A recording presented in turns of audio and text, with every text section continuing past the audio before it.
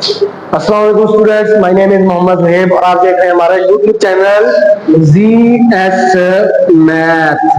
क्या देख रहे हैं? GS math. अगर हमारी वीडियो आपको अच्छी लगे तो लाइक करें, चैनल को सब्सक्राइब कर दें, बेल आइकन के बटन को प्रेस कर दें ताकि आने वाली वीडियो का नोटिफिकेशन आपके पास आता रहे। स्टूडेंट्स, मैंने कहा कि थोड़ी सी स्पीड लगाते हैं, अगर इस तरह करते रहे तो हम बहुत मुश्किल से ही ये सिलेबस कवर कर सकेंगे। तो इसलिए मैंने जल्दी जल्दी एक्सरसाइज 1.5 पे पहुंच दिया। तो देखें, इससे पीछे मैंने आपको जो चीजें एक्सप्लेन करनी थी वो कर दी है। ज्यादा डीपली नहीं स्टडी करना। 1.5 में से जो क्वेश्चन बनते हैं वही आपको समझाने हैं मैंने। अदर क्वेश्चन जो है उनका सिर्फ ओवरव्यू दे दूंगा, आपने एक बार उनको सॉल्व कर लेना है, यानी अपने हैंड से उसको गुजार लेना है ताकि पेपर में आ जाए तो आपको समझ में आ जाए कि यार मैंने ये बैठ के किया था। तो क्वेश्चन नंबर 1 है, इसमें वो कहता है फाइंड द डिटर्मिनेंट। डिटर्मिनेंट कह दे, मॉड कह दे या मक्ता कह दे, उर्दू में इसको मक्ता कहते हैं, ये भी ध्यान में रखना है। ठीक है, तो आप एक काम एक ही करना है। ठीक है, देखें आपके पास ये वैल्यू दी हुई है, ए इक्वल टू, पहला क्वेश्चन है, पहला पार्ट है, इजी है। आप देखें -1 2 1 0। हाँ जी, तो मैंने क्या बताया था सोल्यूशन में, एक बार वैल्यू दोबारा लिख ले। ए इक्वल टू क्या आ जाएगा, -1 2 1 0। फिर मैंने आपको बताया था आपने लिखना है ए डिटर्मिनेंट। डिटर्मिनेंट के लिए मैंने आपको सिंबल बताई थी कि यू बार लगानी है, उसके अंदर वो मैट्रिक्स का नाम लिखना है जो सॉल्व कर रहे हैं। ए है तो ए, बी होगा तो बी, सी होगा तो सी। ये सिंबल लगाने के बाद सवालिया निशान, उसके बाद यही दोबारा लिखना है। अब यही सिंबल लगानी है और ये वैल्यू लिखनी है, -1 2 1 0। पिछली वीडियो में मैंने आपको बताया था कि क्या करना होता है, आपने जब भी डिटर्मिनेंट फाइंड करना होता है उसमें क्या करना होता है, पहले और चौथे को मल्टीप्लाई करना है, दूसरे और तीसरे को, यानी पहले और चौथे को, दूसरे और तीसरे को मल्टीप्लाई, यानी -1 मल्टीप्लाई होगा, -1 मल्टीप्लाई होगा 0 के साथ।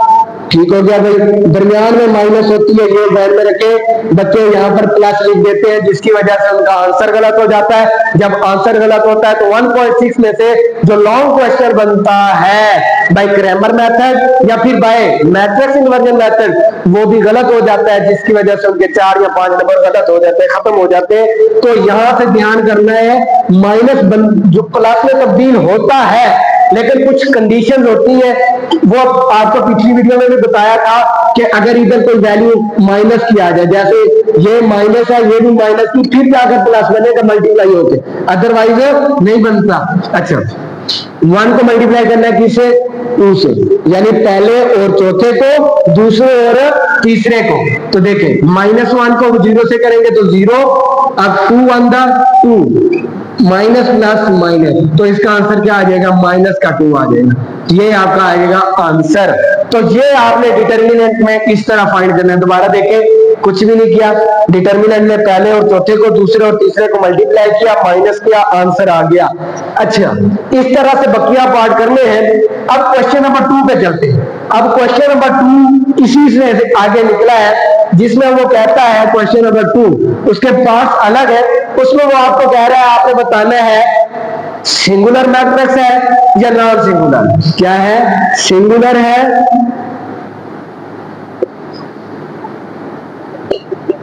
दूसरा क्या है, नॉन सिंगुलर। पिछली वीडियो में इस चीज पे बहस कर चुके हैं, बहुत ज्यादा बहस मुराद आपको एक्सप्लेन कर चुका हूं। देखिए, अगर आपका डिटर्मिनेंट आ जाए ए का मान या डिटर्मिनेंट आ जाए 0 के बराबर तो वो होता है सिंगुलर। क्या होता है, सिंगुलर। अगर आप ए का मान लेते हैं और वो आ जाता है नॉट इक्वल टू 0 तो वो आपका क्या होता है, नॉन सिंगुलर। अब क्वेश्चन नंबर 2 आपने खुद करना है, आपने इसी तरह सॉल्व करना है। अगर आपका आंसर आ जाए, यानी आप सॉल्व करेंगे इस तरह से, अगर आंसर आ जाए 0 के बराबर आपने लिख देना सिंगुलर। अगर आंसर आ जाए 0 के बराबर तो आपने लिख देना सिंगुलर। अगर आंसर 0 के बराबर ना आए, जैसे यहाँ पर -2 आया, तो आपने क्या लिख देना है, नॉन सिंगुलर लिख देना है। तो इस तरह से आपने क्वेश्चन नंबर 2 सॉल्व कर लेना है। अच्छा जी, इसमें क्वेश्चन नंबर 4 है, क्वेश्चन नंबर 3 भी इतना नहीं है इंपॉर्टेंट, या मल्टीप्लिकेटिव इनवर्स फाइंड करना है, उसमें आपने ए इनवर्स फाइंड करना है। ठीक है, तो अगर ए मैट्रिक्स होगा तो ए, बी होगा तो बी, सी होगा तो सी, तो ये आपको पीछे एग्जांपल में करवा चुका हूं। ठीक है, अब क्वेश्चन नंबर 4 में कुछ चीजें हैं आपके पास। ए मैट्रिक्स दिया हुआ है, ये क्वेश्चन नंबर कौन सा है, क्वेश्चन नंबर है 4। ए मैट्रिक्स दिया हुआ 1 2 4 6, 1 2 4 6, और इसी तरह आपके पास एक बी मैट्रिक्स दिया हुआ है। बी मैट्रिक्स में आपकी वैल्यू है 3 - 1 2 -2, 3 - 1 2 -2। तो इसका जो पहला पार्ट है वो आपको कह रहा है कि आपने फाइंड करना है कि A into adjoint of A is equal to adjoint of A, sorry ये ना यहां पर नहीं है, adjoint of A is equal to determinant, det लिखा हुआ, डेट से मुराद क्या है, डिटर्मिनेंट ऑफ ए आई के बराबर, यू वैल्यू दी हुई है। आपने क्या करना है, सबसे पहले एडजॉइंट ऑफ ए फाइंड करना है, करना इसे आपने खुद ले, मैं आपको समझा रहा हूं सिर्फ। एडजॉइंट ऑफ ए फाइंड करना है, जो आंसर आएगा उसको ए के साथ मल्टीप्लाई कर देंगे। ठीक है, यहां से जो आंसर आएगा उसको मल्टीप्लाई करेंगे, ये साइड कवर हो जाएगी, ये हिस्सा, ये पोर्शन आपका हो जाएगा कंप्लीट। इसी तरह फिर आपने एडजॉइंट ऑफ ए जो निकाला हुआ है उसको इस साइड पे ए के साथ मल्टीप्लाई कर देंगे। इसमें क्या करना है, डिटर्मिनेंट ए निकालना है। आई से मुराद आइडेंटिटी मैट्रिक्स है, आई से मुराद क्या है, आइडेंटिटी मैट्रिक्स, यानी इस आई की जगह पे 1 0 0 1 रखना। डिटर्मिनेंट का आंसर आएगा उसको इसके साथ मल्टीप्लाई करना है। तो इस तरह से क्वेश्चन नंबर 4 आपका क्या हो जाएगा, सॉल्व हो जाएगा।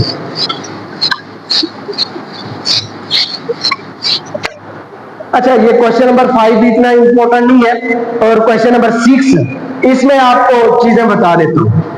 क्वेश्चन नंबर जो 6 है, अच्छा इसमें आपके पास एक वैल्यू ए की दी हुई है, एक वैल्यू किसकी दी हुई है, बी की दी हुई है।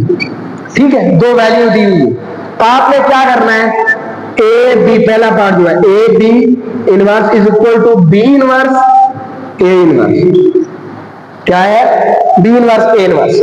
आपको इसका ओवरव्यू दे देता हूं, आप खुद बैठ के करेंगे ये क्वेश्चन, ये इंपॉर्टेंट नहीं है, यहां से आता नहीं है। अगर आपको फिर भी समझ ना आए, पीछे इसके रिलेटेड एग्जांपल दी हुई है, उसको जाके देखेंगे, वहां से भी समझ में आ जाएगी। अगर मैं आपको ओवरव्यू दे रहा हूं, उस मेथड से करें। देखिए इसकी लेफ्ट हैंड साइड देखें, लेफ्ट हैंड साइड क्या है, ए बी इनवर्स। देखें हमें ए भी दिया हुआ, बी भी दिया हुआ, लेकिन ए बी का प्रोडक्ट नहीं दिया हुआ। सबसे पहले आपने क्या फाइंड करना है, ए बी का प्रोडक्ट, सॉल्यूशन, यानी मैट्रिक्स ए और मैट्रिक्स बी, इनको आपस में रख के मल्टीप्लाई कर देना। मल्टीप्लाई हम 1.4 में डीपली स्टडी कर चुके हैं कि मल्टीप्लाई किस तरह करना, तो वही चीजें आपको यहां पर मल्टीप्लाई करके आपका आंसर निकलेगा। क्या आ जाएगा, आंसर आ जाएगा। जो आंसर आएगा ना, आपने उसका क्या ले लेना है, इनवर्स ले लेना है, ए बी का इनवर्स, यहां से जो आएगा। अब जो इनवर्स लेना है, उस इनवर्स का तरीका मैंने आपको बताया था कि पहले उस मैट्रिक्स के यानी ए बी का आपने क्या फाइंड करना है, डिटर्मिनेंट फाइंड करना पड़ेगा, फिर ए बी का एडजॉइंट फाइंड करेंगे। ठीक है, एडजॉइंट ऑफ ए बी, फिर ये फार्मूला लगाएंगे, ए बी का inverse is equal to adjoint of A B over A B का डिटर्मिनेंट। दोबारा देखिए, पहले ए बी फाइंड करना है, यानी मल्टीप्लाई करेंगे, आंसर निकल आएगा, यहां से एक मैट्रिक्स बन जाएगा।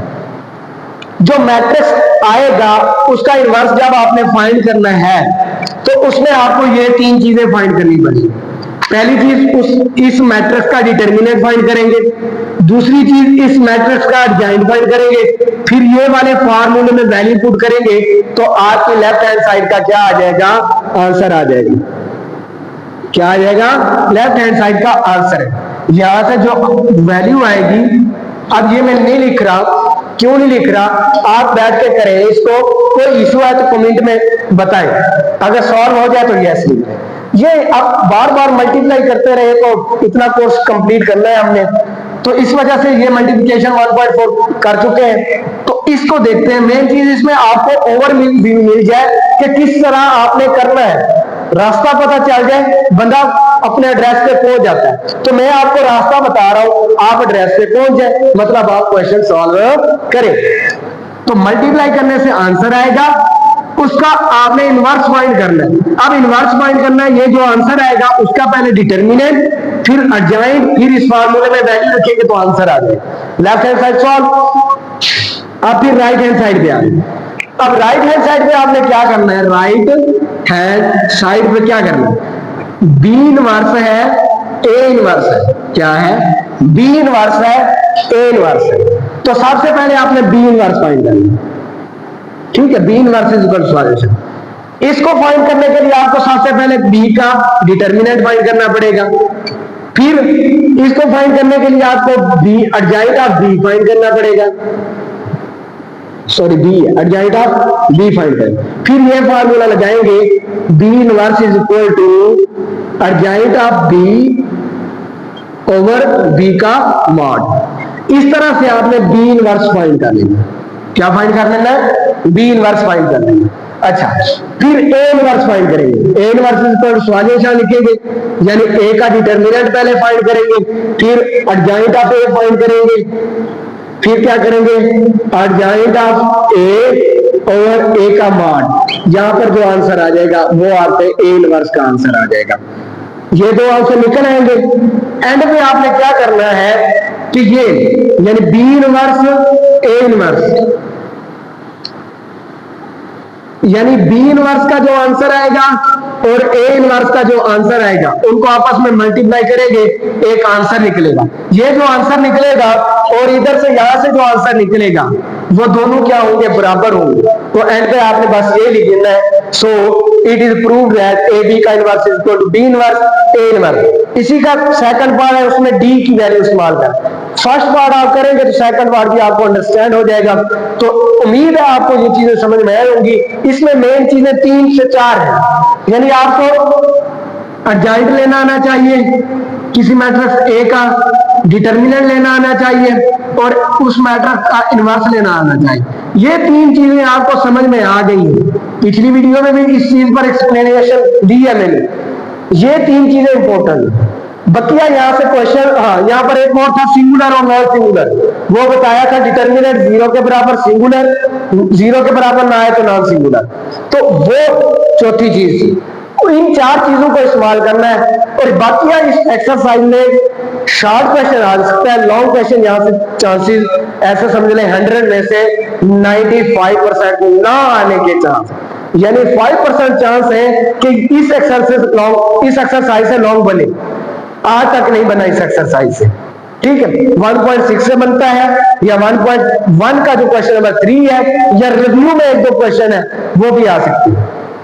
तो इस तरह से 1.5 का जो मेन पोर्शन था वो मैंने आपको समझा दिया किस तरह करना है। तो बकिया इंशाल्लाह अगली वीडियो में हम 1.6 को स्टार्ट करेंगे। इंशाल्लाह अगली वीडियो में मुलाकात होगी। अल्लाह हाफिज।